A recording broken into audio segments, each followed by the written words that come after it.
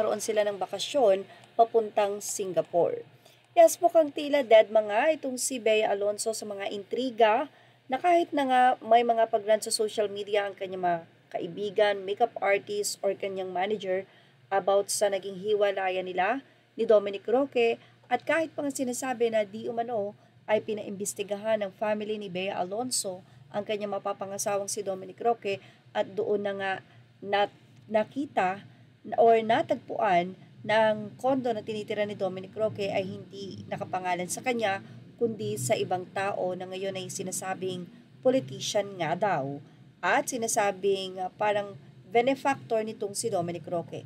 Sa kabila ng mga kurong-kuro ito ay nananatili namang tahimik si Bea Alonso at tila dead mga raw sa lahat ng mga akusasyon na ipinapataw sa kanilang dalawa sa reason ng kanilang hiwalayan ni Dominic. Well, ang original plan daw ay mag-visit sa Japan ang kanyang family. Pero mukhang hindi nga nangyari ito at sa Singapore nga natuloy.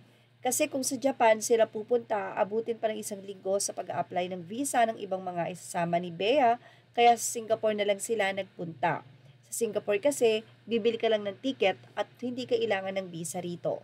Masaya naman si Bea kapag kasama ang pamilya niya. Enjoy si Bea lalo na sa mga pamangkin.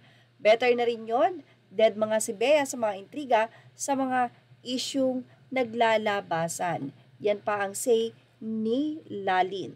Ang artikulo ng Fashion Police kamakailan lamang ay mayroon daw third party na kung saan ito daw ang mismong nahuli ni Bea Alonso sa kasagsagan ng pag-aayos ng kasal nila ni Dominic Roque.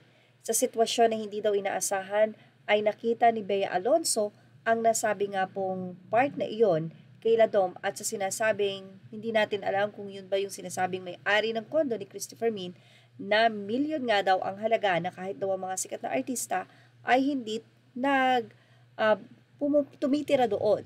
Samantala, nito lamang ay nagkalat nga sa social media ang pag-shout out ng mga organizer na kinausap na nila Bea at Dominic Roque katulad ng mga host kung sino ang mag-MC.